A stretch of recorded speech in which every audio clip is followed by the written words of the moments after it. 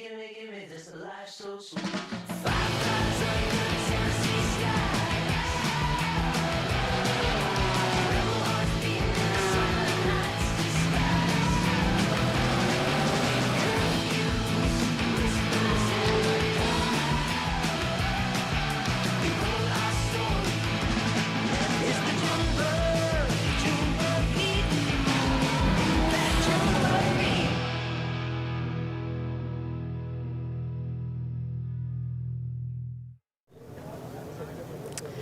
Well, a very warm welcome to the first ever race weekend of the Gedlich Racing GT Summer Series. A brand new adventure, a brand new challenge for the organisers behind the ever popular Winter Series. Well, we're racing in the summer, the sun has been out and we are here this weekend racing at Hockenheim. My name is Izzy Browning and I'm delighted to say that I am joined by two familiar faces. If you've been with us during the Winter Series, you will know these two alongside me now. It is, of course, your commentators Adam Weller, Andy McEwen. Lads, it's great to see you outside of the winter. I mean, welcome to Hockenheim. How excited are you for this adventure?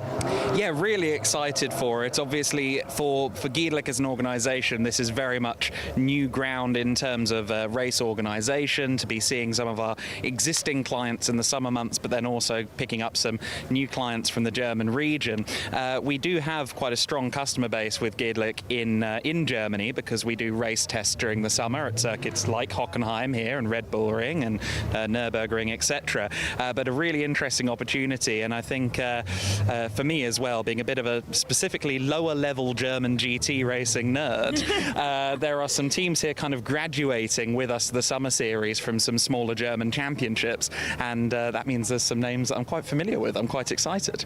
I think it's fair to say with motorsport you're an everything nerd, Adam. You know far more than any of us do, I think it's fair to say. I mean, Andy, like Adam said, we're in Germany. We're going to some tracks that you and I haven't been to before. We've got some really exciting tracks on the calendar, don't we? It's perhaps what I'm personally most excited about, really. Hockenheim's, that's a new tick in the box for me. Oschersleben, a circuit I've never really thought I'd have an opportunity to go to. Really excited for that, and of course the famous Nürburgring. Spa I've been to before, but I'll go there any day. It's a fantastic place to go and spend a weekend. So yeah, really hoping that we get a few, as many people as possible along with us on this journey, and it's a great calendar of circuits, nice variety, Formula 1 grade circuits for the most part as well, which is something that generally appeals to the amateur racer. Yeah, all positives, and I'm really looking forward to it. Well, speaking of the drivers, we've got them behind us. What do you think we can expect from this season? I know that's a hard question given we're literally on day one. Yeah, it is, but I think we can expect some renewed rivalries in some cases. A lot of these drivers have been in racing for quite a time. You look at someone like Hermann Speck, who has been racing Porsches for almost 3 decades, and he's quite familiar with a few faces on this grid. So I think there are going to be some renewed rivalries, but also opportunities across the season for new competitors to do battle. And based on qualifying for this first race as well, I think we're going to kick off the season with a lot of fun. Yeah, certainly so, and we certainly hope so. Right then, final question before I let you boys run off to the commentary box, because you've got to get ready. I mean, we've got some great cars on this grid, a real mix as well. Adam's given us a little preview. What do you think the racing is going to be like round here? I think it's going to be good fun. You know, we're dealing with drivers who might have experience under their belt, but as we said, largely an amateur sort of base, and that's always guaranteed excitement. Multi-class racing as well, which I'm always a massive fan of. In general, we get that with GT Winter Series. Really nice to transfer that over into the Summer Series, but now with the inclusion of the GT4 cars onto the grid as well, it's sort of a, everyone's welcome here. You know, if you've got a car that you think might be eligible, you're welcome on the grid, and the more variety we get, generally the more excitement there is in the racing as well, when you get that intermingling of the classes. This, by the way, is really cool. I'm really enjoying the Heroes Arena. To see the cars all lined up behind us like this, I'm a bit jealous that you get to have a wander down here in a moment to speak to the drivers, but this is a great concept. Well, on that note, we are going to have a wander down and speak to the drivers. Boys, I will let you go to the commentary box, enjoy this one, and we are going to take a wander down. As Andy just said, we are in the brand new Heroes Arena. I mean, this is a fenced off area of the paddock where our spectators can come down and meet the drivers up close and personal. We're going to start with our pole sitter though, and it is going to be Alex Kroker. Now he is deep in conversation, but I will just grab him. Well, welcome to the GT Summer Series. I mean, great to have you. And on our grid, first pole sitter, that's bragging rights, first of all. Thank you so much. Yeah, we are also happy to be here, and my first race with the Pirelli on this car. So also quite, yeah, I would say a little bit challenging to get a good setup for the car with that kind of tire. So yeah, but we are improving. Improving all the time and with every session, I'm sure. For this first race, what do you think we can expect from the race? What's your plan going into it? Well, of course, we try to keep up the speed and that we stay in the front of all. And but let's see what's happening in the race. Absolutely. Best of luck. Thank you so much for speaking to us. Right, we're going to cross over and go and speak to our other driver who's on the front row, and that will be Thomas Westorp. I am going to grab him out of conversation for a quick word. Well, on the front row for the first race, you've got Alex alongside you. How are you enjoying driving around this track so far? Oh, I hope I have a good race, yeah, and hope we have a nice battle. Do you think you might be able to take the lead? Repeat, please. Do you think you might be able to take the lead? Yes, I think so, yes. Best of luck. Thank you for speaking to us. Right, we will continue down the grid. Now, I want to go and speak to Ole Peterson. Now, he is in one of our cup classes in the Lamborghini Super Trofeo. Now, if you've been with us for the Winter Series, you'll know that we have a bunch of different classes on this grid, GT3s, GT4s. And as Andy was saying, we also welcome cup classes. And it is a really integral part of this grid, is that we are a welcoming philosophy in the Gedlich paddock, and so we do have the cup classes, and of course Ole is going to be in one of those cup classes. Well, you're the only Lamborghini Super Trofeo on the grid, but plenty of cars to battle with. How excited are you? I'm very excited. Most of all, we are battling with the GT3 class, and yeah, that's very fun. And how much of a battle do you think is going to happen in this race? Do you think you're going to be able to take the fight to the two in front of you? We'll try. You'll certainly try. What's the racing round here going to be like? How comfortable are you feeling at this track? I really like the track. Last I was here was in 2018, so long time ago, but I really like the track.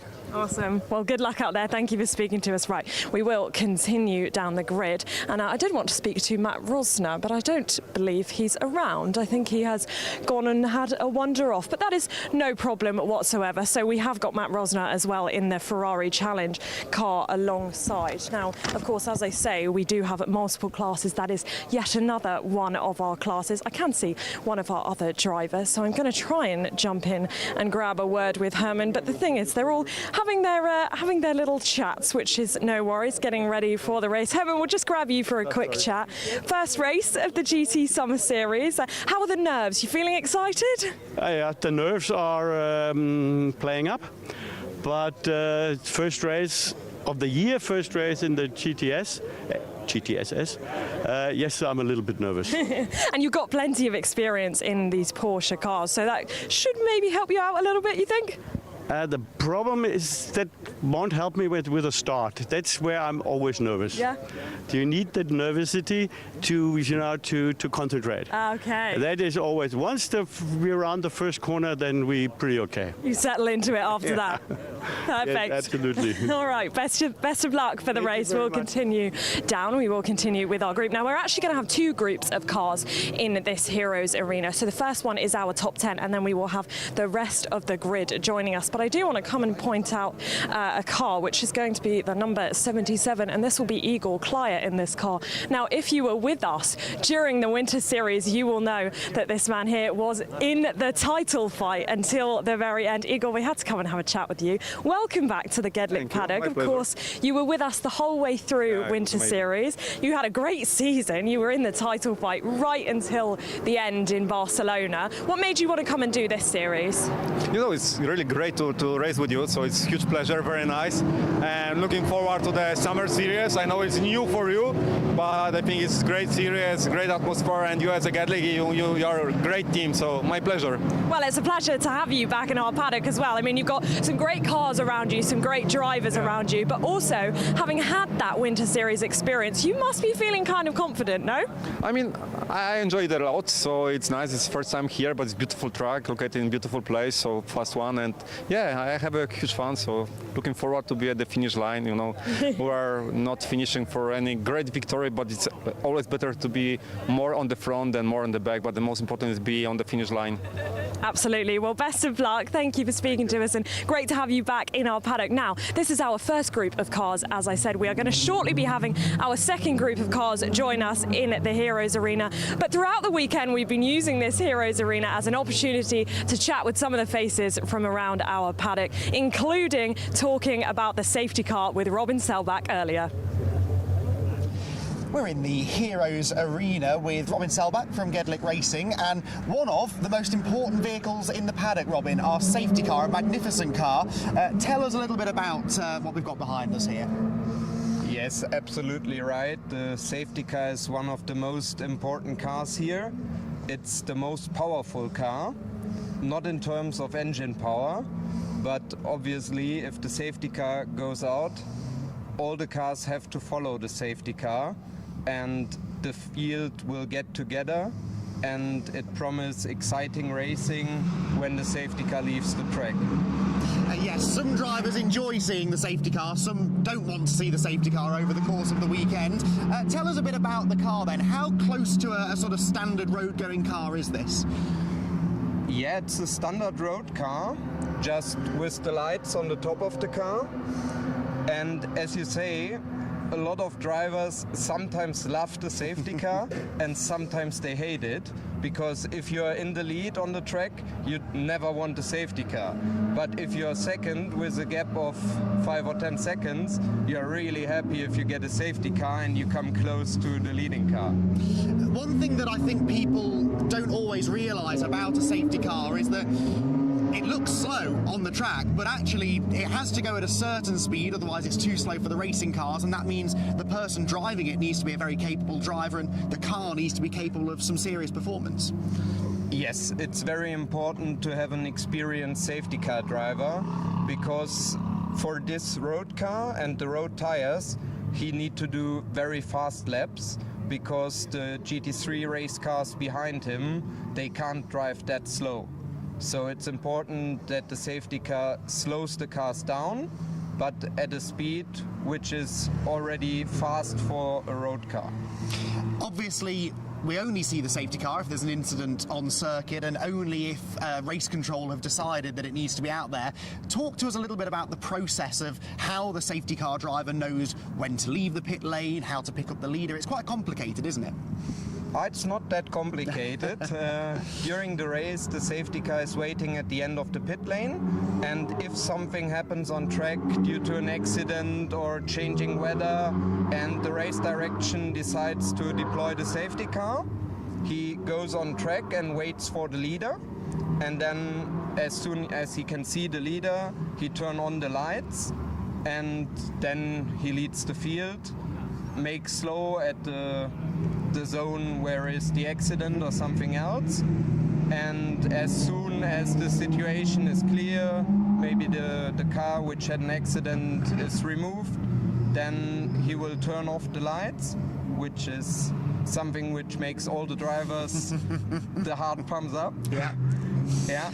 And then he enters the pit lane and the drivers can do the restart.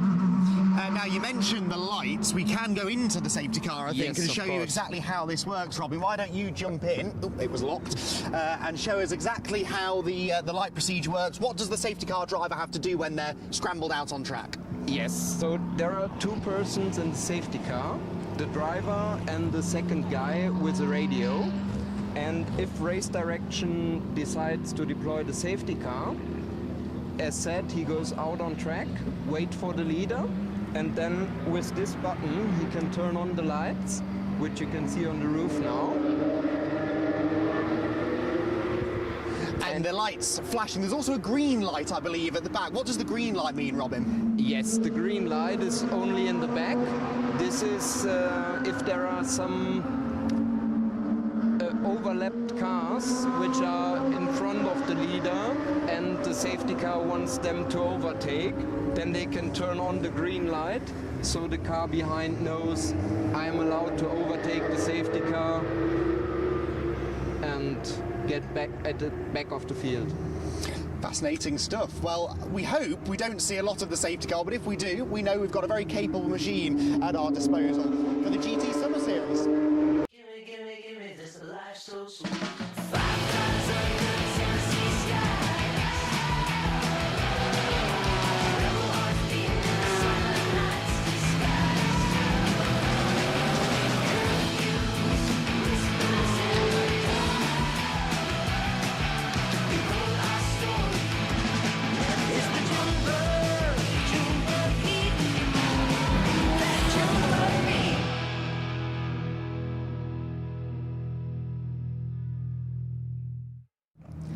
Well, with the first round of the GT Summer Series happening this weekend, it marks a new challenge for the team at Gedlich Racing. But of course, it is not an entirely new adventure because they build on the success of the Winter Series. And I have Gedlich Racing's head of operations, Stefan Lenner, alongside me. And Stefan is certainly not a new face to us here in the Gedlich Racing paddocks, of course, from the Winter Series. Stefan, I mean, we're in gloriously sunny Hockenheim. How excited are you to be back and also to get this new adventure started?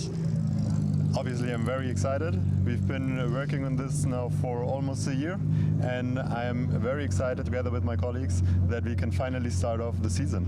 And there's a lot of new things. I mean, this is a new challenge for the team. A lot of work has gone into it behind the scenes. One of the new things, of course, being that we're at new tracks. I know you will have worked at some of these tracks with your race tests, but we are going to entirely new tracks for the racing series, which is going to be really exciting. Of course. We know a lot of the tracks, or actually we know all of the tracks from our tests. Still, organizing a race compared to organizing a test is a whole other level. So it will be quite a challenge, and I'm looking forward to it. And what else is new about this series compared to the Winter Series? I'm sure a lot of our viewers this weekend will know us from the Winter Series. We'll be used to seeing that. I mean, of course, while we're racing in the summer, we've got sunshine, which is wonderful. But what else is new? So our basic format is very similar, but there are differences. One of our new inventions, I'd like to call it, is that we now have the driver's mentor with us, Frank Bieler. He's a very experienced driver, a lot of success in his career, obviously, and he's here to help and to guide our the new drivers, the gentleman drivers, the amateurs in their journey, to give them tips and tricks how to handle certain situations. That is one new thing, and then obviously we are standing in the other new thing, which is our Heroes Arena, to present all our drivers.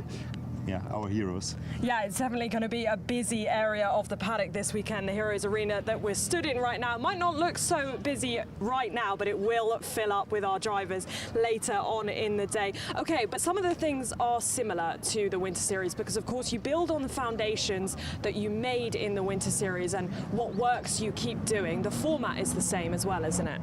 The format is pretty similar, yes. So we start before the race weekend to do some tests. We have the free practice, the qualifying sessions, the two, and then the main format is, of course, our 2 sprint races of 30 minutes and 1 endurance race, pit stop race of 50 minutes.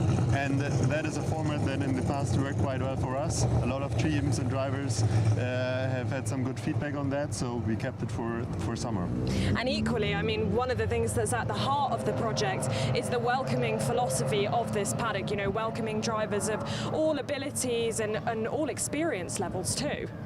Of course, yes. So same as in winter, we have different driver levels with us, we have different teams with us, and we like to keep that, to be here together, to help each other. Then of course on racetrack it will be different, there will be competition, but nevertheless it's a welcoming paddock. It certainly is. And final question then, what are you expecting this weekend? What are you hoping to see this weekend? Well, first of all, I hope to see more of the sunshine and have some races in sunshine, and of course nice fights and hard fights on the racetrack. Always. Well, thank you, Stefan, for joining us. It's always great to have a chat with you, and we will see what this weekend has in store. Gimme this life so sweet. 5 times under Tennessee skies. Rebel hearts beating in the summer night's disguise. Whispers in the dark. Behold our story. It's the Junebug beat. That Junebug beat.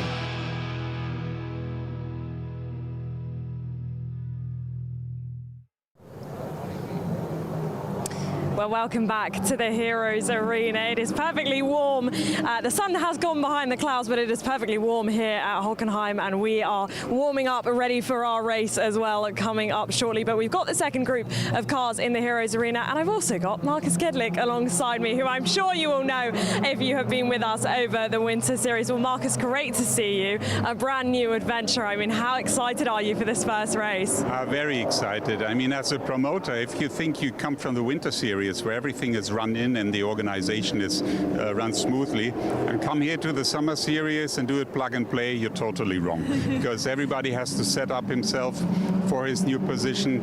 We're dealing with different people, dealing with different tracks, so everything is basically new for us. So we are very excited, but also happy at the same time. And we're racing in Germany, which is fantastic as well. I mean, the commentators and I were saying we've not been to some of these tracks before, and we've got some great tracks on the calendar too, which keeps things exciting. Absolutely, and so many more coming. I mean, next halt is going to be Oschersleben, which is very exciting. I still remember when it opened because I was the first winner there back in time. So I have good memories, but unfortunately I will not be there. But then things like Spa-Francorchamps coming and Nürburgring and so on. So it will be a great year. Yeah, we're really excited for the season ahead. I mean, just how proud are you of your team as well? This is a small team that work behind the scenes, but to pull this all together after what has been a very busy winter as well is really quite impressive. Yeah, very proud, because we haven't had a lot of time between the end of winter and the start of the Summer Series. It was only like 4 weeks, and we had to do things at the same time, finalizing the organization of the Winter Series, starting the Summer Series, setting everything up. Also, we onboarded two new guys that had to get into everything. So it was not easy, but I'm very happy to have such a good team, because without this, it would not be possible, of course. Absolutely, and we're going to see the race very, very shortly. We'll let you go off and enjoy it. Thank you, as always, for speaking to us, Marcus, and we will continue and go and speak to some of our drivers. Now, we've got Johnny Pedersen, who's waiting to have a chat with me. First of all, how are you? Welcome to our series. Very good. I'm very excited to be here today, and I hope we are going to have some points and some podium with a little bit of luck. We have not been so fast in the qualifying, but we hope the best and a good weather still. Well, what do you expect the race to be like? Do you think you're going to be in some tough battles out there today? I don't know. We have some problems with the car, so I hope we are going to be in top 6 or top 7. But I think we are going to have some battles. What sort of problems are you struggling with? I have some problems with the steering and the braking at the back. So I have some accident behind the corner down in turn 4, a little turnaround. But I hope it's going to be better now. We hope so too. No more accidents today, No, we hope. Absolutely no. Enjoy the race. Yeah, thank you for speaking to us. Right, I'm going to continue back because I want to come and speak to the driver of the number 30 car, and that is going to be Alex Stanzer. Now, they are racing for W&S Motorsport, who are, well, a staple of our Winter Series, really, because you will know this team very, very well as well. Alex, great to have you in our series. Welcome. I mean, we're so used to seeing this team. You've also been with us briefly in the Winter Series before. Why did you want to come and do this Summer Series this weekend? What do you know? How excited are you to be here? I'm happy to be here, to learn, to drive, to work with the team for better driving and better that I learn the car better, and that the normal we have to do with the team to work, that the processes are going better and better, and that's why we're here. So you're learning a lot with each session, I guess. Yes. And so around this Hockenheim track now, how comfortable are you feeling? Do you like this track? Yes, I like it. Hockenheim is a very good track. Well, we're excited to see you race out there. We'll let you go because I know you need to prepare, but thank you so much for speaking to us. Right, we are going to continue and speak to Daniel Reiter as well, who is in a chat with his team, but if I can pull him away and grab a chat with you. Well, welcome to our series. How excited are you for this first race? We are very excited to start from the third position in the GT4 class, and let's see how far we can go. How far up the grid do you think you'll be able to get round here?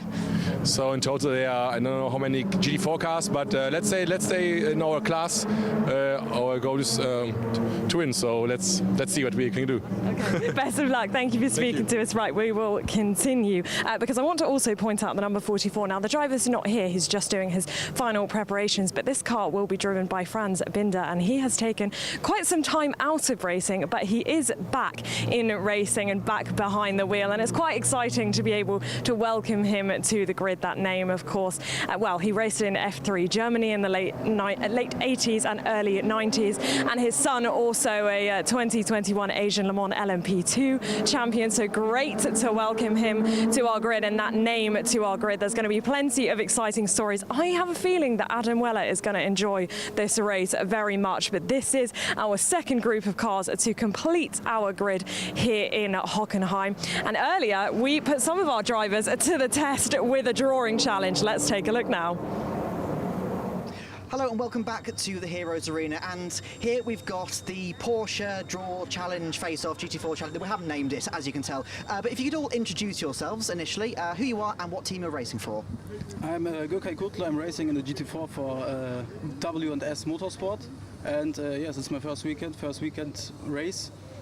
The first time I was on Thursday in the car, so let's see how it will go.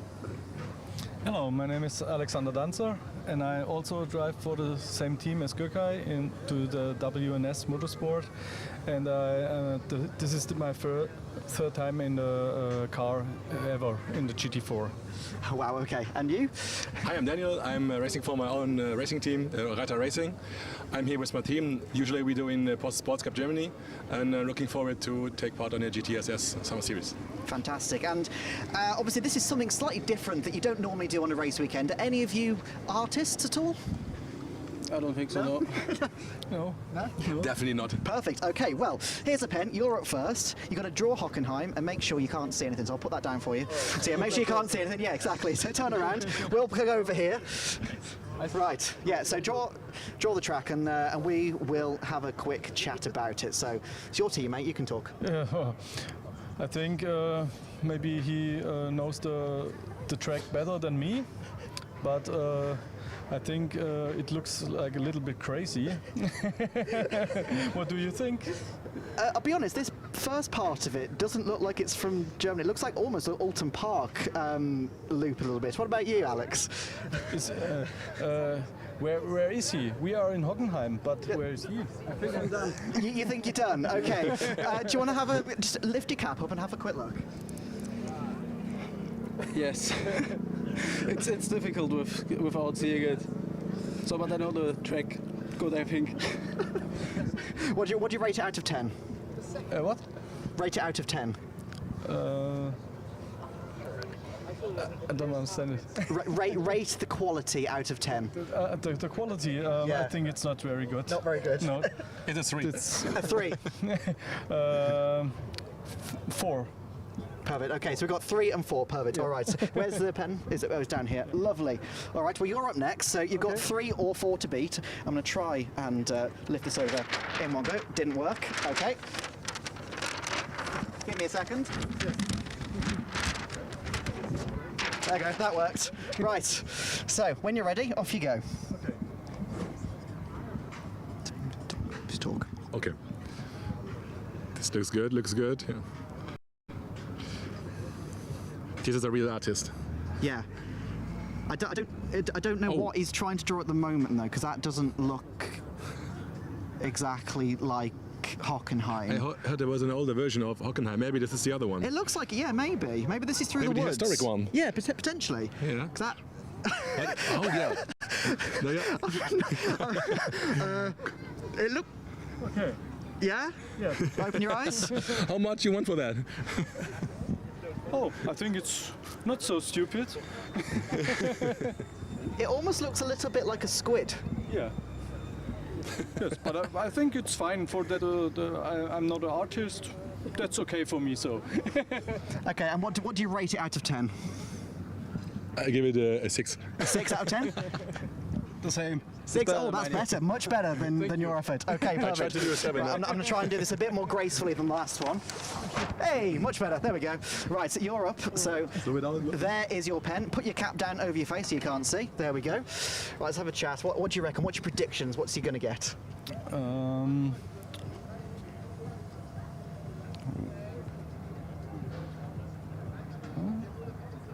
Strong start, I think.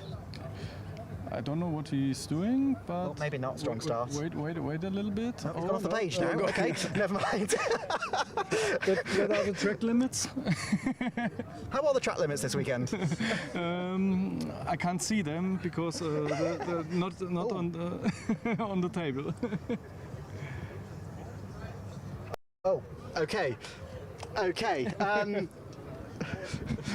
There we go, signed it as well. Perfect, there we go. Right, so we'll come in a second, right. So we've got 3. So you had rated a 4 or a 3. You got rated a 6. What do we rate his one? This is a 3. You're rating it as a 3, yeah? I'd like to say 2. I'd like to represent 2. Okay, how about you? 1. 1. 2. 2, okay, so very, very strong showing from all of you. Well, thank you very much for joining us here, and I hope your driving's a bit better than your drawing. Yes, yeah. I hope so too, yes. Yeah, absolutely. Well, the cars are just rolling out to the pre-grid now, and they will be going on that track that you saw some questionable drawing of by the drivers. But it wasn't just the drivers that we put to the test. I managed to escape it. I did not have to draw the track, but Adam Weller and Annie McEwen did in fact have to draw the track, and let's hope their commentary is better than their drawing skills. Right, back in the Heroes Arena, we've got the Draw the Track challenge once again, but we've got this specimen, Andy, not Andy, sorry, I didn't mean to say that, I meant Adam. Yes. I get the two confused. Andy's over there behind the camera. Yeah, we've got Adam here with us, and Adam, you reckon you're going to do a lot better than the 3s, 4s and the 6 that the drivers got? I was very disappointed in all of them. Yes. However, while you've been introing me, I've just remembered how dyspraxic I am, Yeah. and it's one of the reasons I went to a special needs school for 4 years, so we'll see how this goes. I just want to point out, though, he stormed over here and he went, right, give me that pen, I want to have a go. So you've made a point now, get that pen on the whiteboard and have a go. Right, so main straight we'll do here. There's a little kink at turn 1. You're also not drawing it blindfolded, you've got your eyes open. Did they blindfold? Yes. Their eyes were shut? Yes. Oh, I didn't realise that bit. Right, reload me. Okay, come on then. Oh, excellent. Okay, my eyes are shut. I didn't hear that bit. Right.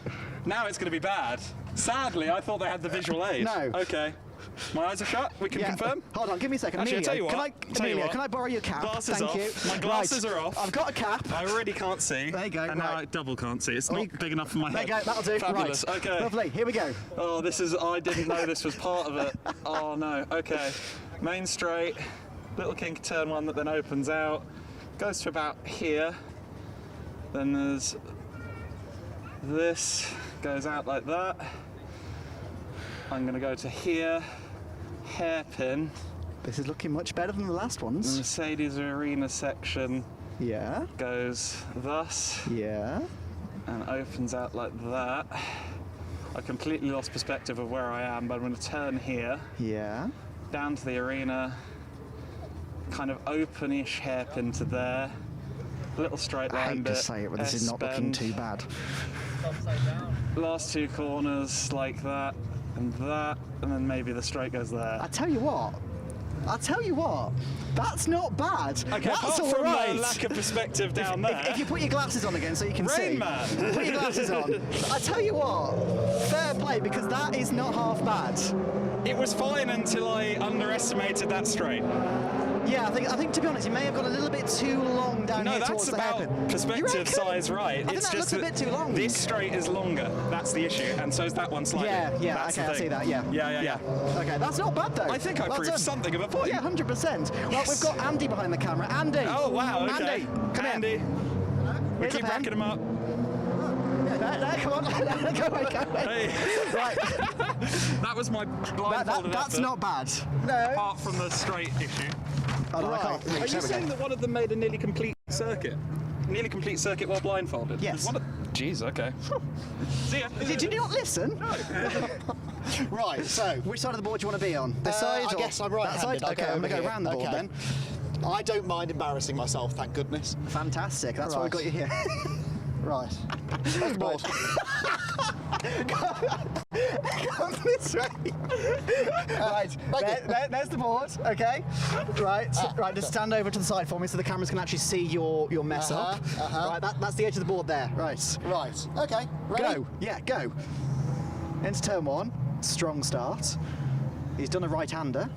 That might be a little bit too tight of a right-hander, I think. But there we go. Into turn 2. Through the left down towards the hairpin. So far not too bad.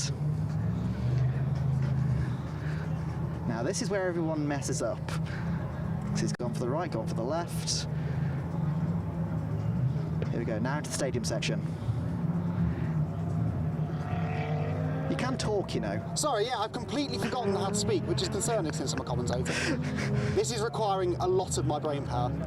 Most things do. Thank you, Kieran. You're welcome. And then... That's not bad. That's not bad.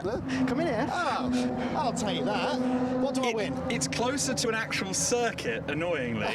The corner shapes are a bit lacking, Well, but I think you might give it to him. Here, yeah, but I'm quite proud of this. Yeah, I don't think that's too bad. Like, if you compare yours and Adam's together, I think you may have won that. What do I win? Nothing. At all. Well, there we go then. That's the Draw the Track challenge. Britain's Got Talent. Exactly, yeah. Blindfolded drawing Hockenheim challenge, and he's stood behind the camera because he's sulking now.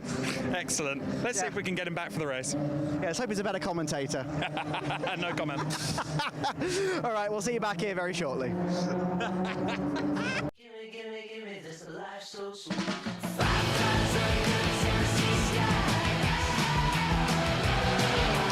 Rebel heart beating in summer nights disguise. Whispers in the dark. Behold our story. It's the Junebug beat. That Junebug beat.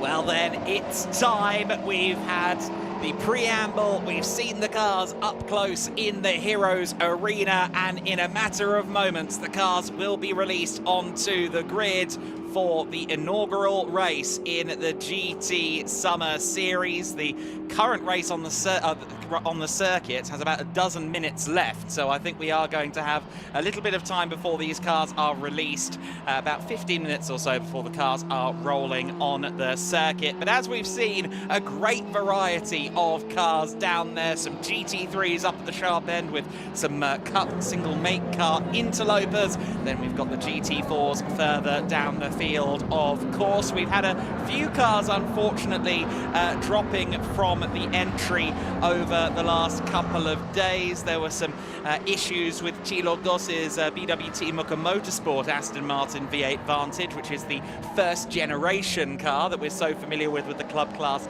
of the GT4 Winter Series.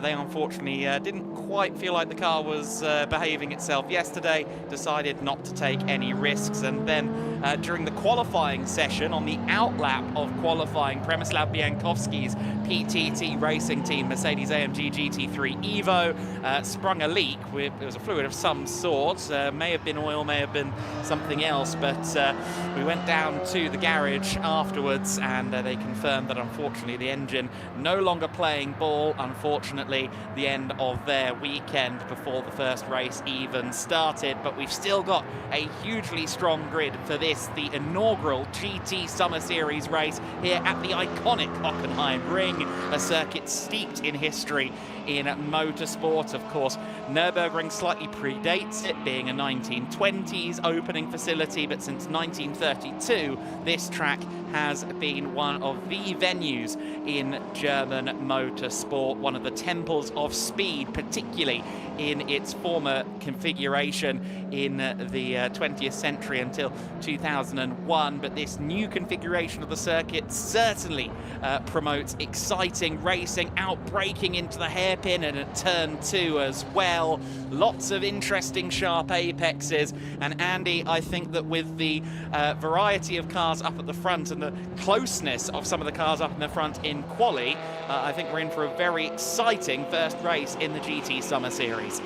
Yes, I absolutely agree with you. Qualifying couldn't really have been a lot closer, could it, with Alexander Croker and Thomas Vestarp starting on the front row, only a hundredth of a second between those two cars qualifying earlier on today.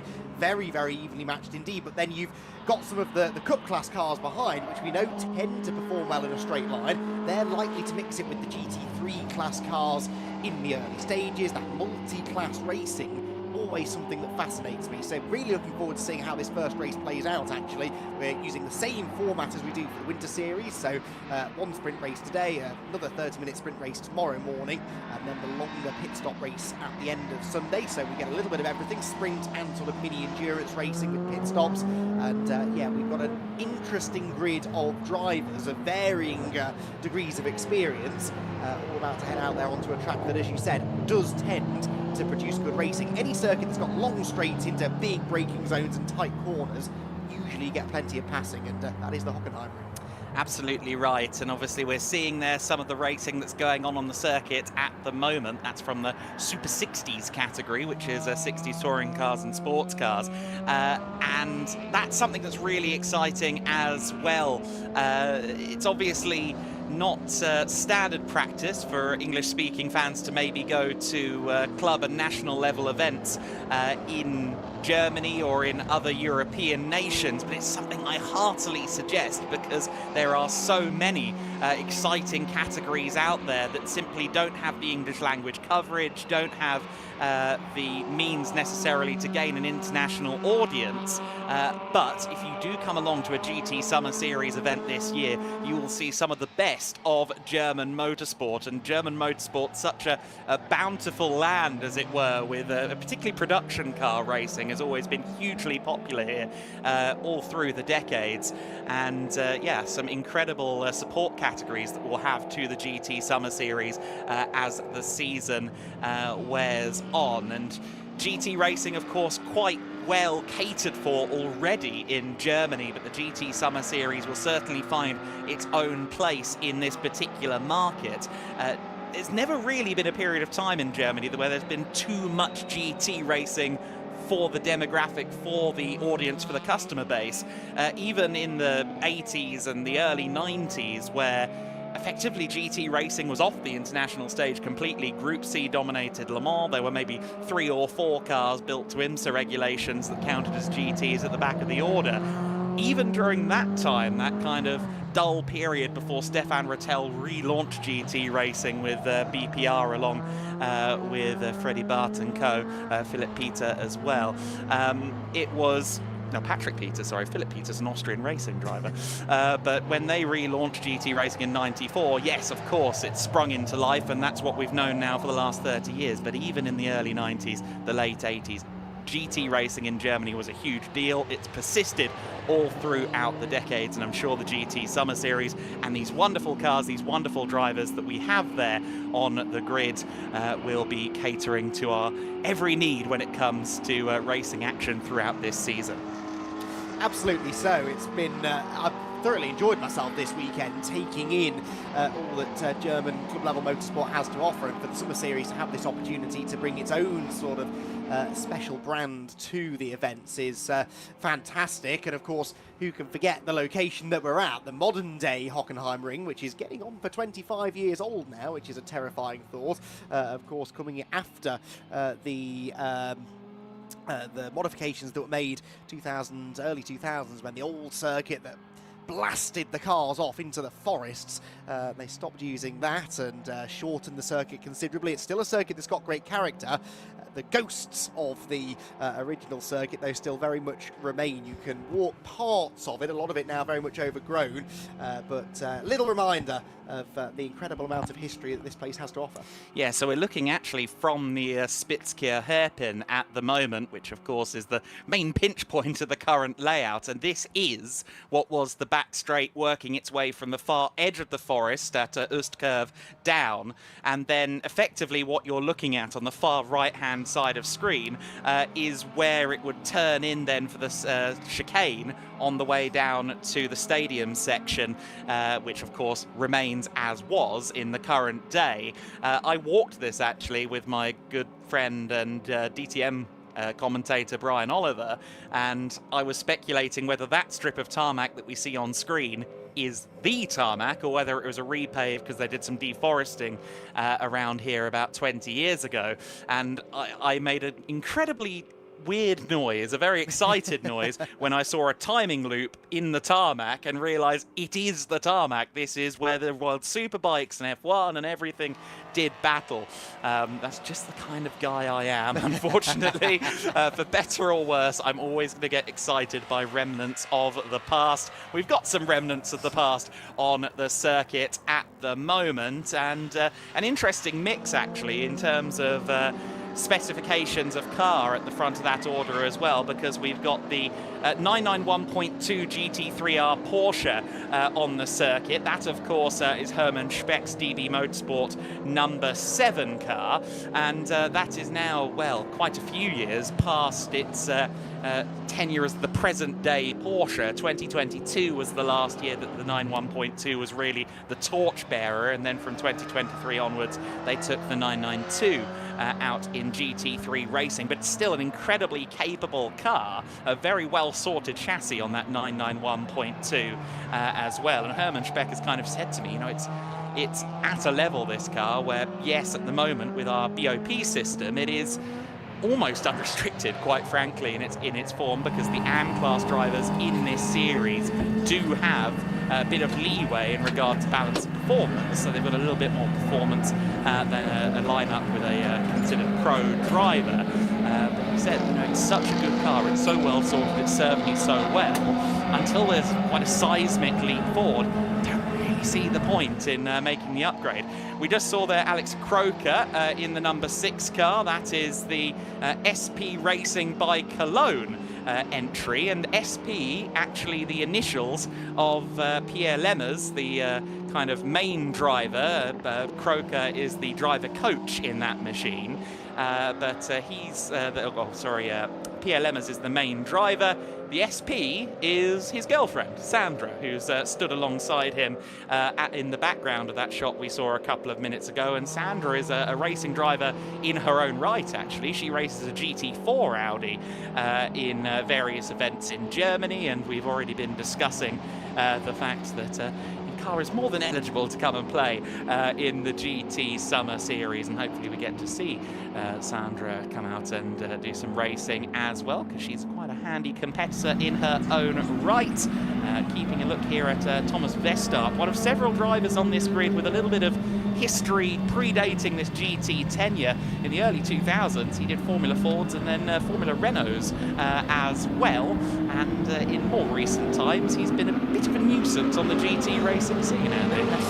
Yeah, great to have him here and to learn about drivers that certainly I was not fully aware of, really at all aware of, in fact, in many cases, before this event, and be able to give them the live coverage as well and get them in the spotlight. Car off the jacks there, so they are preparing to release the cars through to the grid, with the checkered flag having fallen on our Super 60s race, and the fairly sizable crowd that we've got here actually at the Hockenheimring will look forward now to the most modern machinery that they'll see racing this weekend, at an event which is largely focused around classic and historic racing cars. Bringing the more modern day GT cars onto the circuit, I'm sure, has attracted a lot of positive attention. This grandstand in particular has had a good smattering of people in it all day long, many of them gathering at the back to try and stay out of the hottest of the sun. It's been very Summer Series-esque weather, hasn't it? A fitting set of weather conditions that we've had this opening weekend for our first ever Summer Series race event with Gedlich Racing. But a little bit of cloud cover now creeping over that. We'll just dip those track temperatures down. Perhaps the coolest temperatures that the cars will have run in for the duration of the weekend. But throw a little bit of a spanner in the works for the teams who have maybe set the cars up around the bright sunshine, slightly warmer conditions, as the temperature now starts to dip back perhaps into the high teens. Yes, indeed. The Priestersstadt Stuttgart event, steeped in history, has been a decades-long fixture here at the Hockenheimring. And yeah, it's always had quite an interesting variety. They do typically try and get kind of like a modern headliner into the programme, and it's certainly a great honour to be part of this event for the opening event of the GT Summer Series. For a majority of the season, we'll be partnering and joining in with the ADAC Racing Weekends, which are always a smorgasbord of different categories, be that historic touring cars, GT racing, et al, et al. And the GT Summer Series will add some fabulous flavours to that as well. Meanwhile, Izzy Browning is at the pre-grid. We saw the cars getting dropped off their jacks, engines potentially getting fired up. Let's have a look at what's going on down there. Well, we have come down to the pre-grid. We have got the best view in the house of all of these cars about to head out to the grid. We are so close to the start of our very first GT Summer Series race here in Hockenheim. The marshal behind us just shown the 3-minute board, which means we are getting so close to these cars heading out on track. And it is quite the field that we have here. I'm sure it's going to provide us some exciting racing, but we will just get out the way very, very quickly, get out the way of the truck that's trying to get past us and try not to get run over. But from the real world racing that we're going to see on the track to some sim racing, Andy had a chat earlier with a rising star in the sim racing world. We've got a lot of new faces in the Gedlich racing paddock this weekend, and a couple eyeing up racing with us in the future. Next to me is Tristan Geschwendner, who is not racing this weekend, but Tristan, I believe we will be seeing you on track this year, is that right? Yeah, that's right. I'm going to start the summer series in Oschersleben as soon as I turn 16, yeah. Yes, 15 years old, Tristan, at the moment, and all of your racing experience so far, I believe, has been on the simulator. Yes, apart from track days, obviously, to prepare for real-life driving, but apart from track days, all the racing's been on the simulator, exactly. Now, I do a bit of sim racing, and I like to think that I'm quite good. How difficult is it to make that transition from the sim onto the real track? Even on a track day, it's so different. I mean, yeah, it's completely different because you need a lot more feeling in every part of your body, really, to feel the car. But essentially, you're doing the same thing. You're looking where to look, and you know where to brake, you know how to use your throttle. If you know how to do all that in the sim well, you can usually translate that into the real world very well. And yeah, of course, you need a lot more awareness because you don't have a second try. Yes. And it costs a lot more money. So that's just really the biggest difference for me when I got into the real car, is the amount of size differences and just sitting in a real car. It's just different because you can't see a lot. You don't have warning systems. You don't have I don't know what you have in sim. Radar, for example. You don't have all that. You have to see with your eyes, and in the real life, you're, in my opinion, a lot more concentrated. Of course, you have to be concentrated in the sim, but you're a lot more concentrated. I mean, it's your life. You don't want to throw it away. So obviously, you have to be a lot concentrated and not get distracted by anything, and at the same time, still very aware the other cars. Every turn, you have to be really careful. A small mistake can really impact the race. Yeah. The turn can just go wrong very quickly. And yeah. That being said, though, you're looking forward to the challenge, hopefully, of racing with us from Oschersleben on, I believe. You're just taking a look around the paddock this weekend at Hockenheim. What do you think of it so far? I think it's pretty cool. I'm very excited to race with the Summer Series in the future and in the future races. I mean, my first race, of course, I'm very excited. I assume it's going to be pretty difficult. The race cars are all next to me. It's going to be difficult, of course. The awareness you have to race side by side with, I don't know how many cars, maybe 5, 6, 7 at a time. Yeah. You just have to be very aware, but I'm really excited.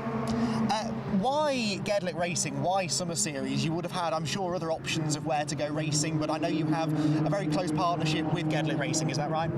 Yeah, we chose Gedlich because we just found that they have the best support for me, that they offer a lot of track days, which is also good to prepare for races and to prepare in between races to stay up to speed. And yeah, we just found that they have, in my opinion, the best support. Excellent stuff. Well, I'm sure they'll be glad to hear that. Tristan, thank you for having a chat with us. And we're really looking forward to having Tristan out on track for our next round of GT Summer Series at Oschersleben. Gimme, this life so sweet. 5 times under Tennessee sky. Rebel heart beating in the summer night's disguise.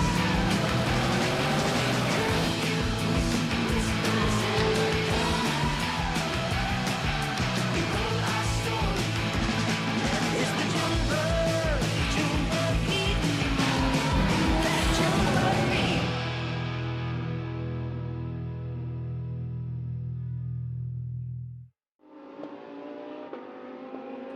Cars out on the circuit then. We are moments away from going racing in the GT Summer Series. This is the formation lap. The cars will be released and then they will go racing. And as we can see there on the queue behind the safety car, it is going to be Alexander Croker in the number 6 car that starts on pole position. Thomas Vestorp alongside in the number 45, an all Audi GT3 row number 1. Ole Peterson in the Super Trofeo spec Lamborghini Huracan lines up 3rd. Watch him. I think he could be interesting. In 4th position, Hermann Speck in the Porsche 991.2 GT3R. Matt Rosner in 5th place in the Challenge Ferrari, the 296. That is always quick in a straight line. Run to the hairpin on the first lap, just watch. Reinbold in 6th place, Gregor Drassel in 7th in a distinctive pink Lamborghini. Mike Janza, Igor Klyer, Urs Frick bringing us down to 10th place. And then the first of the GT4s in 11th, Tobias Erdmann.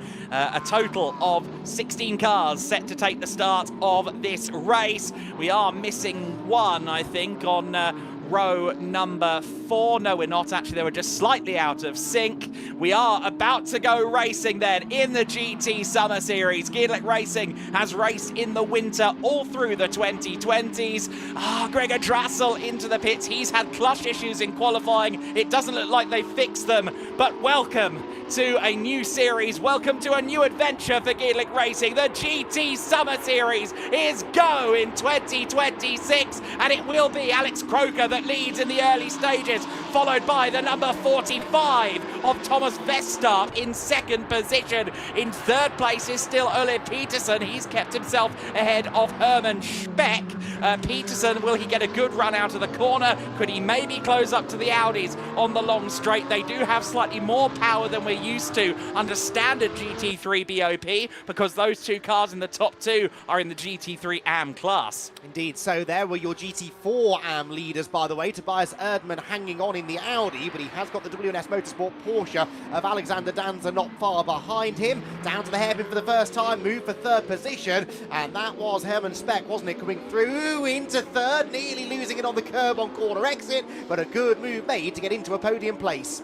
Yeah, that was a really solid move there, and following him through into 4th place, Matt Rosner in the Gabs Competizione car. He has Maurizio Cerasoli in his ears as his driver coach. The field coming through the opening corners for the first time, and wide there was Matt Rosner. And Ole Peterson making contact there with Marco Reinbold. Reinbold, the first of the Cup 2 cars, the Porsche 992 GT3 Cup machines, and he's moving up the overall order, but he did it with a bit of a tag there with Ole Peterson. Peterson is in his first ever weekend in the Super Trofeo spec Lamborghini Huracan, so he's learning the car, and more importantly, he's not wanting to do anything too hasty to the car, too much damage to the car in his first weekend. A little bit of contact there, nothing major, but a little bit of a scare. We have some gravel being kicked up there in the back of frame as well. Yeah, that's not uncommon, isn't it, heading into the stadium section. That right-hander does catch people out occasionally. Hopefully whoever kicked up the dirt was able to continue on their way.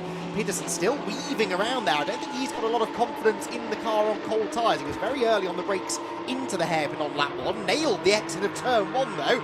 Dives to the inside now of Marco Reinbold's Porsche and does move through. Igor Klyer, meanwhile, loses 2nd place here temporarily, at least in Cup 2, to Mike Janza. But Mike, a bit too late on the brakes, cuts back and gets the position on corner exit. That's the 2nd position in class. Leading 3 cars are all GT3 AMs. There they are at the top of screen. The lone Cup 1 Ferrari of Matt Rosner is next in 4th, and this then, the battle for 5th, continuing to rage on as Peterson is still defending there from Reinbold into the hairpin. Yeah, absolutely right. And Peterson fighting away. It's great to see this Cup 2 battle unfolding. Igor Klyer always finds himself in battles. That was in the Winter Series. That's now again the case in the Summer Series. Mike Jasner to his inside line. Mike, who is only in his third ever weekend of racing, and he's now up to second place in the Cup 2 class. No, he isn't. Igor Klyer comes through, and they're actually allowing the GT4 leader to get into it in amongst all of this. That Audi R8 is flying in the hands of Tobias Erdmann, who's been driving this car for several years. There's a lot of experience at the wheel, and he's won championships in this car as well, and he's currently looking to win some scalps in cars that frankly should be a couple of seconds a lap quicker. Well, the way Igor Klyer and Mike Janser are dicing here, there's a good chance, I think, that Tobias could pick up a few more positions in the overall running order. There was almost a breath of contact between them as they came out of the arena section, and now down into the final few corners. They're once again nose to tail. Much tighter line there for Janser. That might help him on corner entry, but on corner exit, Igor Klyer looks a little bit stronger. They flash past the pits once again, and the leaders turn into the first corner. Lots of curb again taken by Janser, and this time he does nail the exit. Is he going to go for another lunge into turn 2? He tried this a lap ago, and I think Mike Janser is going to commit to the manoeuvre. Igor Klyer will look for the switchback again, but this time I think Mike nailed his braking point and does make the move stick. Yeah, that was good driving from Janser, and that will move him up to second in class. Perhaps not definitively, I wouldn't go that far, but certainly gives him at least a few corners to try and now build an advantage, although Igor Klyer has the advantage of the slipstream. Of course, Klyer managed to secure himself the championship in the Cup 2 class of the GT Winter Series, so less than a month later, and he's here back in Cup 2, kicking up some sparks on the sausage curb there. He is determined not to let go of Mike Janser.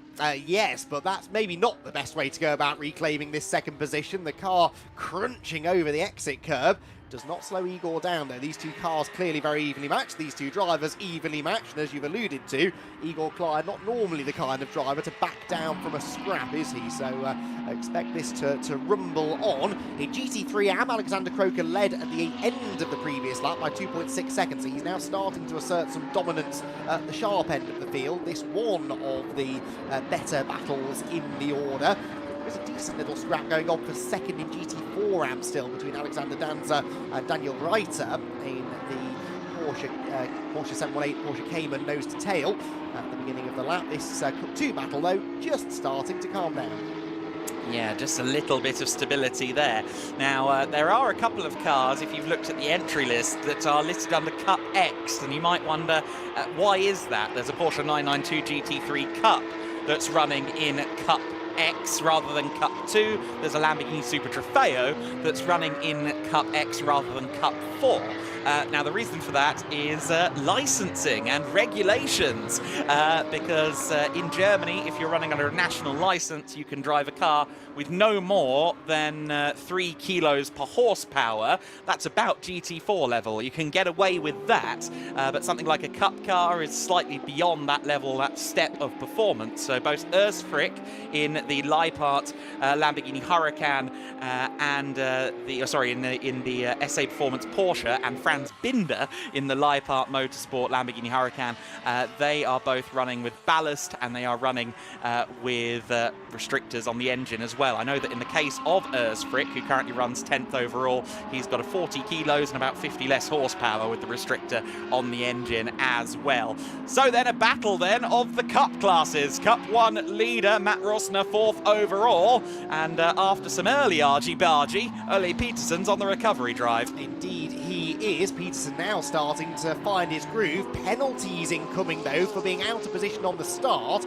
4, deep breath, cars 44, 42, 55 and 10. They are the last 4 cars in the running order. Franz Binder, Daniel Reiter, Johnny Pedersen and Bertold Grun, all being given 10-second time penalties for being out of position or in incorrect position at the start. So already a few penalties incoming. It'll be the last time we see penalties handed out, although into the race it's more track limits that tend to take centre stage. Right now, this battle, as we said, the 4th position overall takes centre stage as Ole Petersen now starts to warm to the challenge. He did qualify, remember, 3rd on the grid, so had good single lap pace, but just was a little overcautious maybe in the opening lap or so. ranges up now behind the Cup 1 spec Ferrari as we head down towards the braking zone at the hairpin, the Spitzkehr at the far end of the circuit. No defensive line taken by Rosner.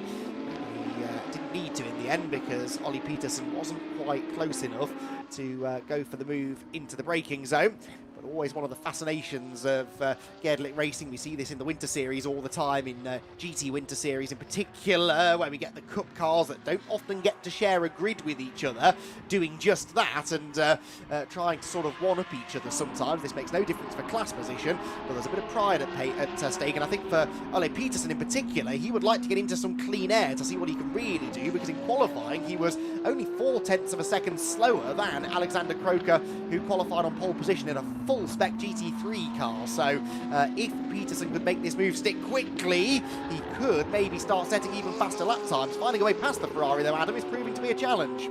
It always is, isn't it? The Ferrari 296 Challenge car, dehybridized versus the road-going model, which of course does have some electric assistance, but still making some 700 horsepower. The Lamborghini running a measly 620 or so, but different strengths and weaknesses certainly on these cars. And in the Winter Series, we've traditionally seen a lot of exciting battles with these cars, and we're seeing it again here in the Summer Series. Lamborghini looking to the inside, Ole Peterson looking to the inside of Rosner, who's significantly less experienced than Peterson, but he has gone well here in the Hockenheim in the past. He's done limited events in Ferrari Challenge Europe, but when he did come here to Hockenheim last year, that was his best result of the season by quite some margin. So I think he likes it here, and certainly putting on a good show at the moment, holding off Peterson, who is a three-time champion in the Danish Super GT series, very different from the Japanese Super GT series, but one of the premier classes of racing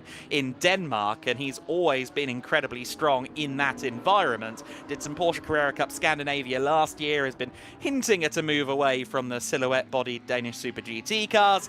He's now got himself this Lamborghini Huracan Super Trofeo Evo 2, and he's using it to great effect, albeit he's got a prancing horse-shaped roadblock at the moment. Yeah, and he's been stuck behind for a good number of laps now, and when that happens as a driver, you start to lose all of your momentum that you were carrying up to the back of the car in front of you, and it becomes almost more difficult now to make the overtake. He's figured out where maybe the overtake might happen, but of course Matt Rosner has also figured out where he's under attack and where perhaps the Lamborghini is most likely to make a move, so knows where and how to defend from that potential overtake.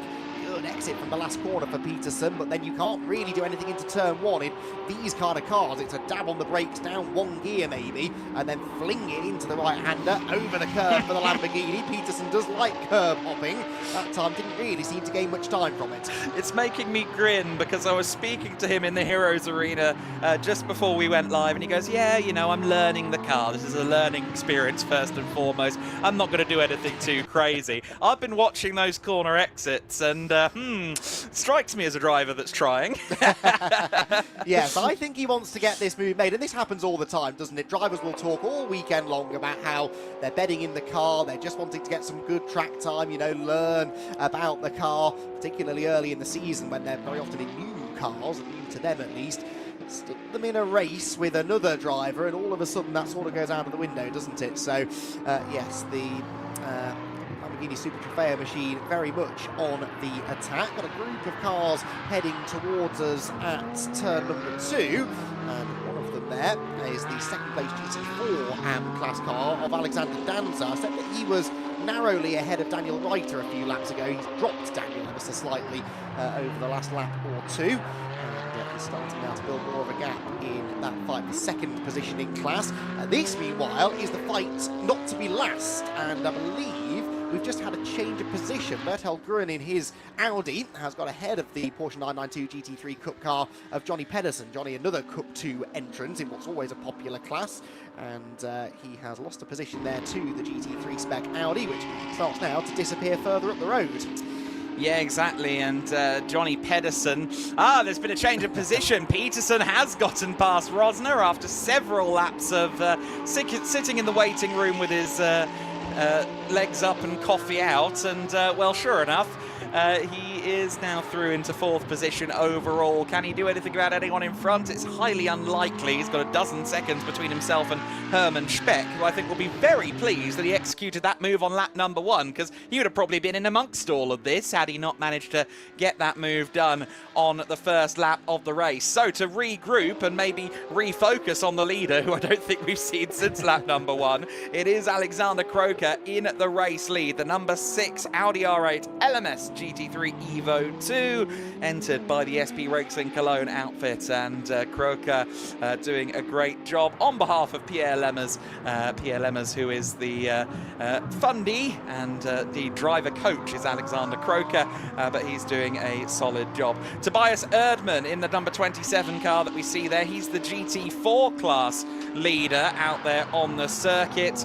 The overall race leader, though, will be coming around the last corner at the moment. In fact, probably heading down the main straight as we speak. There it is. Croker crosses the line to be, I imagine, 10 seconds clear, because his race pace is almost as good as his qualifying pace. His best lap of the race is a 1:40.3. In fact, that is better than he did in qualifying, and he's consistently stayed under the 1:41s. Thomas Vestart, meanwhile, set a 40.5 in quali. He's currently around the high 42, low mid 41 bracket at this stage, so Vestarp isn't quite able to match in race pace. Was speaking to Alex Croker ahead of the race, and he said, I'm not quite there with the setup yet. I need to figure out what I need to do to make this thing an iota quicker, and I get the feeling he might have found something, because that car seems to be consistently very quick at the moment. Indeed, we're just looking at Berthold Grun and Pedersen a lap ago, and sure enough, they are now being lapped.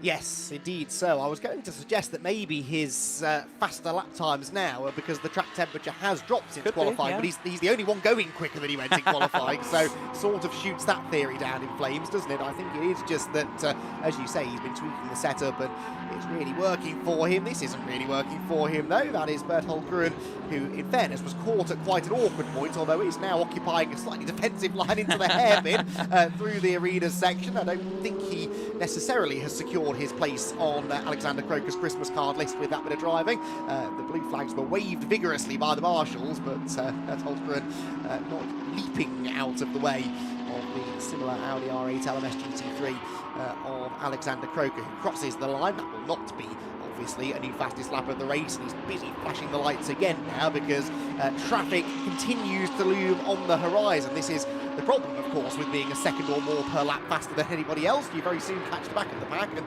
have to start negotiating some slower drivers and slower cars.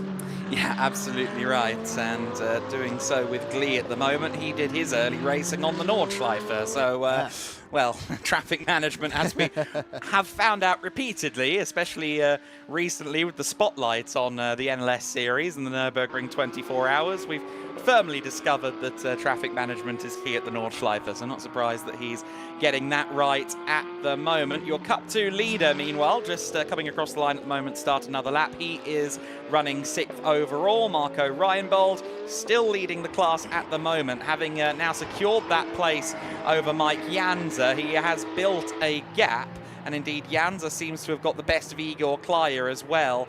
They were together on circuit for the first few laps. They've now split to about 5 seconds between them. You'll note that there's quite a lot of interesting details in the livery of this car. 30th anniversary, 2022, stuff like that.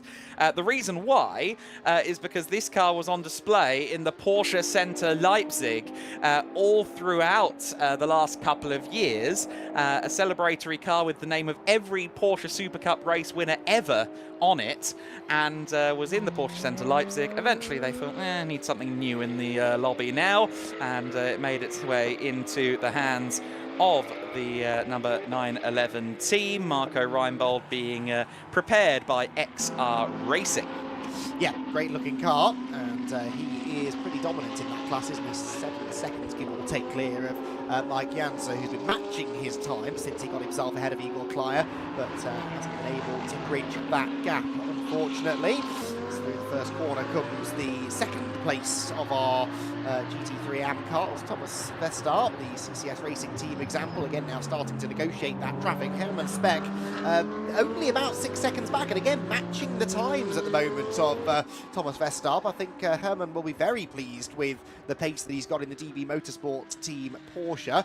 A little bit too far back to think about maybe climbing one step higher on the podium, but he is winning a very solid third position, as I said, and not really being caught all that quickly by Ole Peterson, who did, to his credit, just set a personal best lap in the Cup 4 Lamborghini in fourth position, but he is about 12 seconds or so back from the third place car. Yeah, exactly right. Closest battle on circuit, strangely, at the moment, seems to be in the Cup X class. The Cup X class for the cars we alluded to previously that are running under 3 kilos per horsepower with some restrictors and the like. That is the Leipart Motorsport all-black Lamborghini Huracan and the SA Performance Anstalt Urs Frick car. They're just coming down the main straight now, actually, and they are fairly close together, 1.3 seconds between them on the previous lap. There they are in front of the overall race leader. So those two cars directly ahead of the green and yellow Audi are running in the Cup X class. They are running 1-2 in the Cup X class. And I think actually that Franz Binder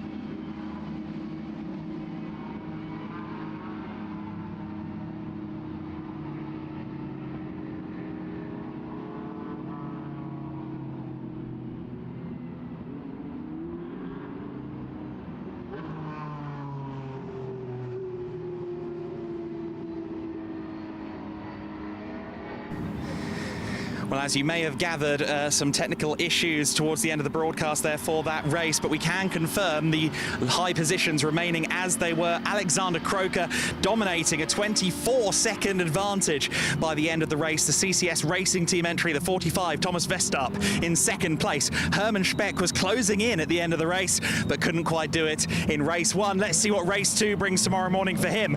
Ole Peterson, fourth overall, ahead of Matt Rossner in the number 24 car from Gabs Competizione. Marco Reinbold in sixth in the number 911 car. In seventh position would be Mike Janza in the number 3, then Igor Klaya in the 77. In ninth position, Tobias Erdmann winning the GT4 class from ninth overall. Then Franz Binder in 10th place in the number 44. Then Alexander Danza in at the number 30, following through.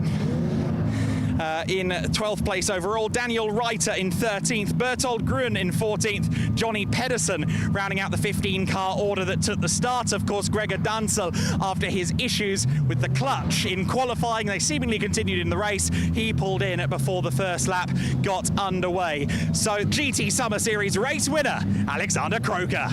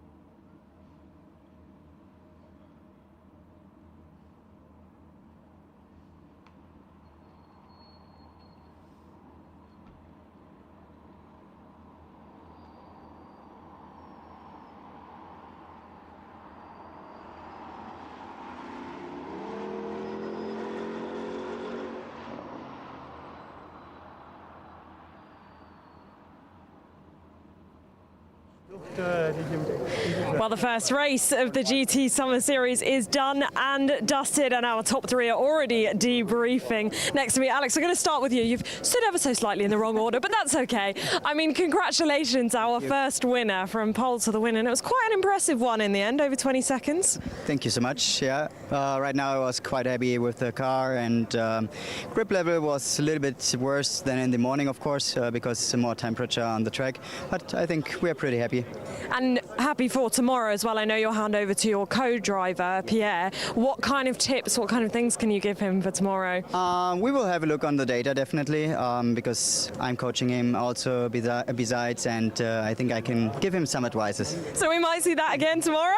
Yes, I hope so. And certainly in the pit stop race as well. Yes. Well, congratulations, our first winner. Right, we will grab a P2. Thomas is just having a chat. Now we'll grab you in. Just, well, P2, so a podium to start. There was a bit of a lonely race, shall we say. He was quite far ahead of you, and then you had quite a big gap behind, but closing towards the end. How was it? Yes, the car was good, but Alex was too fast.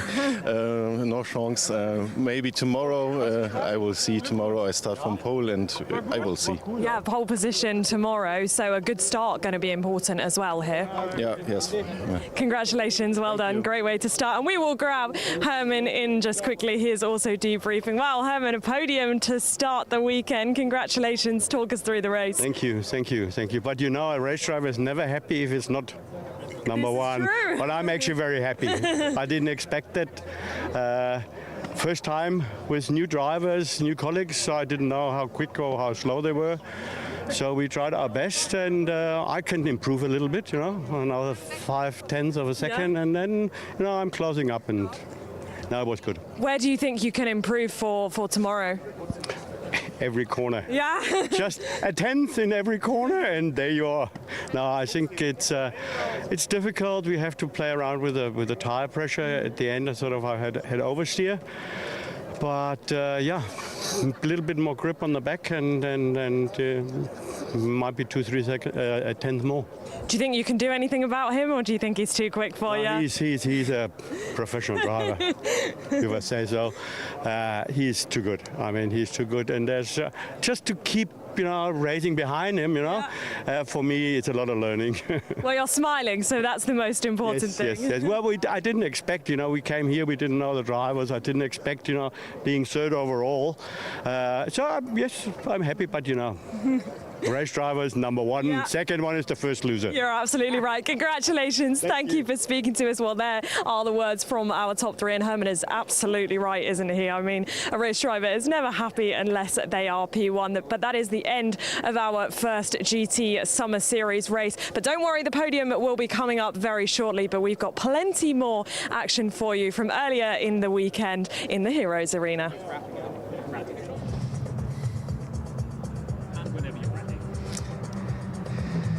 Welcome back to the Heroes Arena. I'm delighted to be joined by our driver mentor here in the Gedlich Racing Summer Series, that of course being Frank Bieler. Frank, we spoke to you quite a lot at Barcelona, of course, where you were with us for the Winter Series finale. We're now here in the Summer Series paddock. What are your thoughts so far? Yeah, I'm pretty happy to be here, of course. First round of the GT Summer Series. And actually, we were getting in touch yesterday, and I think some of the drivers and the teams, they're maybe a little shy right now, but it's getting better and better. So I'm talking to them, and now for the afternoon I already have 2-3 people to talk to, and maybe help them a little bit. I mean, that's what I'm here for. Yeah. No matter what issues they run into, I try to help. Yeah. With the amount of experience, maybe, I think one or the other thing I might be able to sort out. We will find out soon. Yes. Talk to them, see how they are, what they want to do, and then we'll see.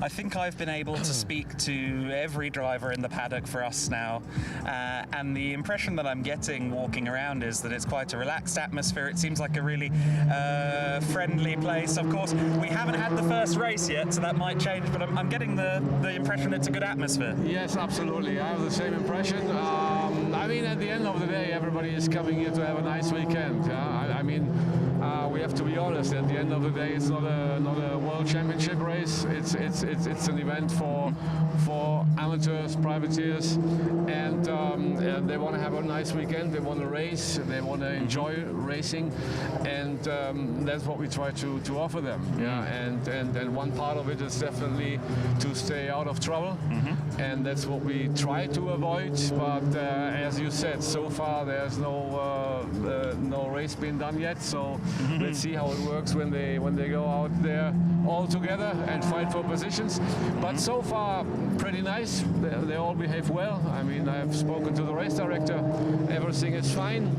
But as I just said, I mean, that's the idea. We keep an eye on it. We try to control it, and we try to help them and to make sure that they do have a nice weekend.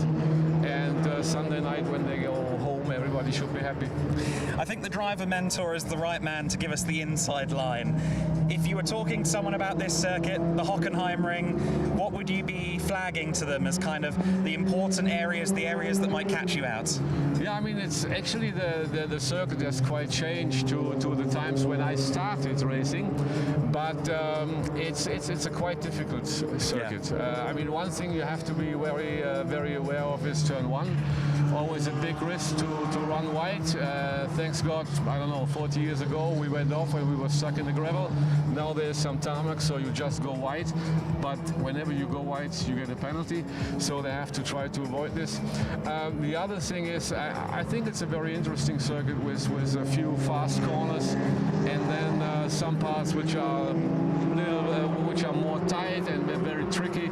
So it's technically not easy to do this circuit. And then going around the Mercedes Arena, coming back into the Motordrome, it's a difficult thing. This corner is a little bit blind. You see the apex very late, and actually you have to aim a little bit for the last bit of the wall to make sure you hit the apex of the corner. So, but this is, of course, these are, for example, things I can tell them, but then to translate it onto the track, you know, into your driving style, it's another thing they have to cope with. They have to try, and we will work on it. Well, I look forward to seeing how the drivers take your information this afternoon. We look forward to race number 1. I imagine you'll be watching closely. Thank you very much. I'm looking forward to it too. Yeah, we look forward to having Frank, of course, as always, here in the Summer Series paddock. And thank you very much, as always, Frank, for being here. We'll catch up with more people in the Heroes Arena later on. Gimme this life so sweet. Gimme this life so sweet. 5 times under Tennessee sky. Rebel heartbeat in the summer night's disguise. Whispers in the dark. Behold our story. It's the Junebug beat. That Junebug beat.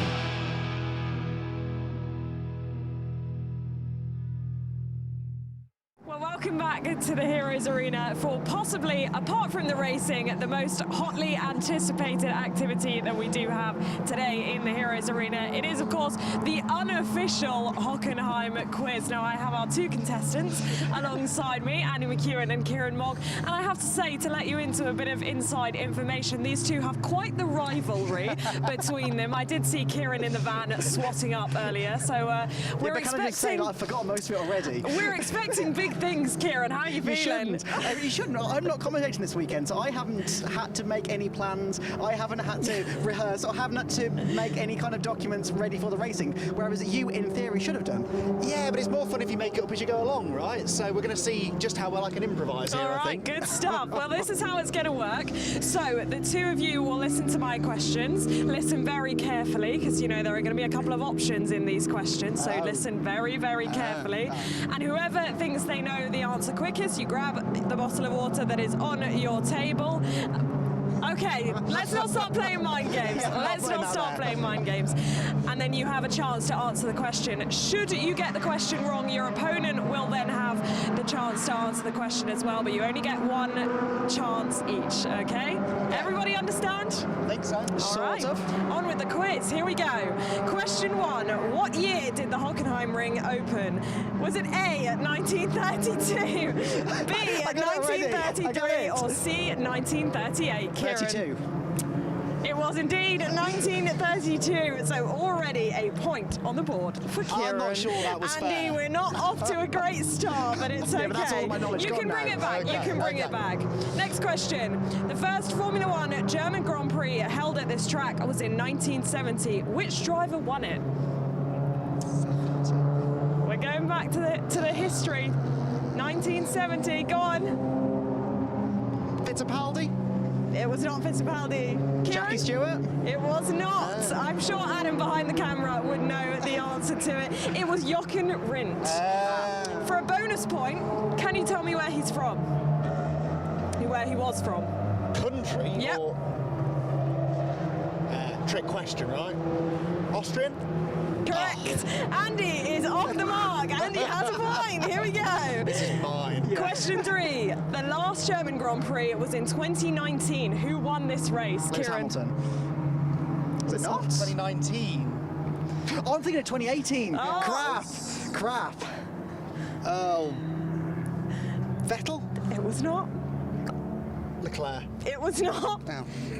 Adam once again would know the answer. It was Max Verstappen. So Oh, neither of you get a obviously. point for that one. Okay, moving on. Question 4. How long is this track? Is it A, 5.128 kilometres, B, 4.910 kilometres, or C, 4.574 kilometres? B. No? That is incorrect. Kieran? That is incorrect. Guys, I really was expecting you to do better Why than were this. you expecting I that really mistake? was. Yeah, absolutely. It's okay, we still got a couple more questions. Okay, question 5. Please, guys, how many corners are on this track? Oh no! You can't. That's cheating. 12. No. Are you serious? Bit higher. Go on, Kieran, give us a guess. 14. Incorrect. 17. is the 17. answer. 17? According to the track map, there are 17 corners we on this fact-checked track. these answers. I fact-checked Adam, are them they with correct? Adam behind the camera. Adam I says did it's correct. fact-check them. Right, Okay, so far, Kieran has a point, Andy has a point, and we're already halfway through the question. So it's High-scoring not game. going particularly well for either I of think it's you. going about as well as I expected it to. We can bring it back in the second half No, of the we can't. quiz. Which of the following is not a corner on this track? Mercedes, Nordkurve, Mobil 1, or Schumacher? Schumacher.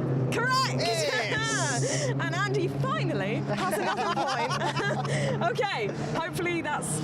Okay. We're on a roll now. Some okay. momentum now. Question 7, we're now moving on to a little bit about Gedlich racing. So, they are known for being the organisers of the Winter Series, of course. Now they embark on the Summer Series starting here in Hockenheim. Name one other track the Summer Series will go to. Kieran? Nürburgring. Yeah! 2-2. Well done, Kieran. Well done. Okay. Question 8. How many races are there this weekend in GT Summer Series? 3. That's my problem. It's the age. Oh, Kieran is storming ahead. And by storming, I mean you have one more point than Andy. That's storming to Okay. me. Final question. Yeah. To tie it up, Andy. Finally, Frank Bieler is helping out as a driver coach and mentor in the GT Summer Series. But how many times has he won Le Mans? 5. And Kieran is the winner! That's correct, Kieran. So Kieran 4 points. That's got to be Andy, embarrassing for you, a hasn't it? measly 2. All the research that you should have done ahead of this weekend. Do you know, some people need their ego to just be stroked every now and again, you know, Yeah. just a bit of a confidence boost, and I'm here to deliver that for you, Kieran. You're welcome. Yeah, I wasn't here to deliver it for you. No, I noticed that. But, you know, it matters more to some people, I suppose. Okay, before to you, these two yes. have a fight, I'm gonna let them go. Let's hope that they can maybe do a little bit better when we do another quiz at the next round. Welcome back, everyone. It's time to get our first podium presentation of the GT Summer season underway, and we will start with our Cup X category. We've got 2 drivers to welcome to the Cup X podium. Second position in Cup X, Franz Binder.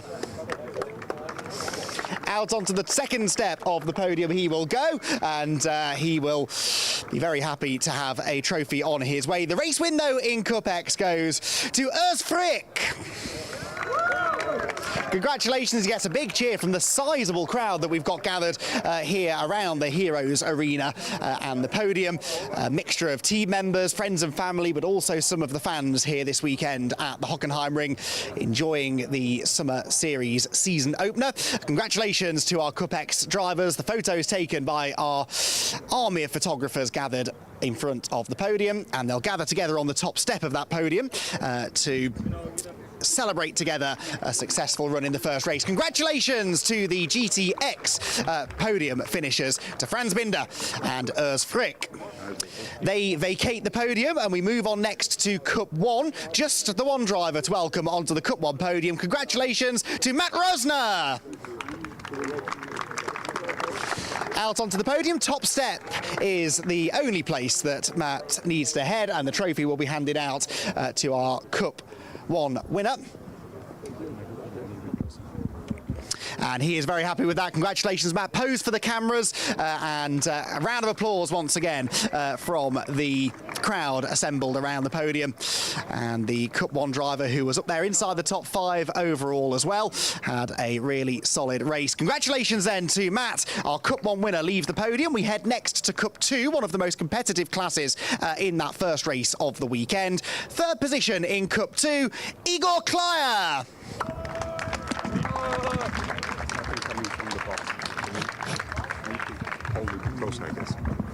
Second position in Cup 2, Mike Janza. And he shakes the hand of Igor Klyer on the podium. The top step, though, in Cup 2 belongs to Marco Reibold. A class win, a really strong overall result as well. And Marco, very pleased with that. 3 GT Summer Series podiums to be collected. And 3 different teams represented on the podium as well. PTT, SA Performance and XR Racing. Handshakes all round. They all received their podium trophies. And once again, the photographs are taken. Cup 2, always a fascinating class to watch. We've enjoyed them in Winter Series over the years. Good to see that we've got some healthy competition amongst the Porsches in the GT Summer Series. Once again, congratulations then to our Cup 2 podium finishers. They vacate the podium and make way in a moment for our Cup 4 winner. And we welcome then onto the top step of the podium the victor in Cup 4, Ole Peterson. With special guest on the podium as well. Ole, the newest member of his fan club, joins him on the top step of the podium. That's lovely to see. Out will come the trophy then to our Cup 4 winner. And the team, along with his friends and family, supporting him. Yeah, the problem is if that gets too close, it goes out on the... Yeah, well, I know. So, the smiles on the podium for Ole Peterson, who is going to very carefully make his way off the podium. You're free to go, Ole. Congratulations. A lovely moment there on the Cup 4 podium. GT3 AM is next. Again, 3 drivers that we will welcome onto the Hockenheimring podium. First of all, our third place finisher in GT4 AM, Daniel Reiter.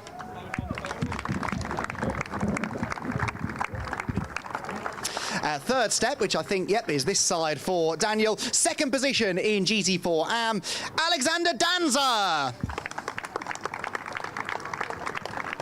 The WNS Motorsport driver shakes the hand of Daniel Reiter and heads to the third step of the podium. It was a dominant victory in the end, though, in GT4 AM for our race winner, Tobias Erdmann. And he gets a great round of applause from the crowd down below. Handshakes with Daniel and Alexander, and again gets his winner's trophy, the first one he hopes of at least 3 if he can have a successful rest of the weekend here at Hockenheim as the sun continues to beat down on the Heroes Arena, which has been a hive of activity all weekend long. Holds the trophy aloft, points to the team who are off in the sidelines, cheering him on after what's been a fantastic race in the GT4 AM class. Some good early battles, but Tobias really got himself out of there pretty swiftly and was dominant in a victory. We've got another young member of the fan club on the podium as well, posing for the photos with our top 3 in GT4 AM, Daniel Reiter, Alexander Danza and Tobias Erdmann. Congratulations then, GT4 AM podium concluded. One more to go, and it is for the GT3 AM class. And we welcome in a moment, podium now clear, our third place finisher in GT3 AM, Hermann Speck. Congratulations, Hermann, on to the third step of the podium. Oh, he's promoted himself nearly there to second place. Third on the podium for Hermann. Second tomorrow, he says. Yes, we'll hold you to that. Second position in GT3 AM goes to Thomas Verstappen. Out to the second step he goes, shakes the hand of Hermann. But to the top step, after a dominant race victory, the SP Racing Cologne squad celebrate the win, courtesy of Alexander Croker. The Audi banners are flying, and he has a lot of support as he heads to the top step. The last set of GT Summer Series trophies will be brought out. And big smiles on the face of Alexander Thomas and Hermann Speck, who get one last round of applause from the crowd gathered around the Heroes Arena. Well, that just about concludes our first podium presentation. A brilliant first day of action here in the GT Summer Series. 2 more races to come tomorrow, of course, with the second sprint race and the third and final race, the pit stop race. And will we have the same cars finishing in the top 3 positions? We wait and see. Well, that is the conclusion of our opening race, and we've got Izzy and Adam. There you are. I lost you for a second there, Adam. Izzy, fantastic stuff. You want this back, I suppose. I kind of do. It feels a bit strange to have you having the mic and not me, doesn't it? But yeah, I mean, a fantastic first day of action, boys. I know you've thoroughly enjoyed it, and it's so good to see so many people, Adam, here down at the podium. Yeah, sorry, I thought Andy was going middle there. Yes, it was really good to see all the teams celebrating and all the drivers getting to celebrate on the podium. It's one of the complications of a lot of racing, certainly at a national level, is there's no time for podiums. Rough, can't do it. We've set up a podium here. We had the celebrations for everybody in all of their classes, and that was really, really good to see. And a great race, a great performance from Tobias Erdmann in the GT4 category, and then mirroring also in an Audi, the SP Racing clone machine of Alex Croker dominated that one at the front. Certainly was a domination from Alex Croker. I mean, pole position, and then he was really just running his own race out there. I said to Herman afterwards, can you do anything about this guy tomorrow? And he was like, nah, he's too fast, but we'll see if anybody else can tomorrow. Well, Herman's up for the fight, isn't he? Just told me he's heading for the second step at least tomorrow. I mean, the 2 races tomorrow could well have a different complexion to them. We've got a few different drivers jumping into a couple of the cars tomorrow that we haven't yet seen. I don't think it's going to be the same sort of domination. Slightly different conditions tomorrow as well. A bit more cloud, cooler temperatures, the threat of rain maybe. All ingredients that could add a bit of spice to the mix for sure. It certainly could do, but that does bring us to the end of day 1 here in Hockenheim. As the boys have said, we have 2 more races to look forward to tomorrow. Make sure you join us then.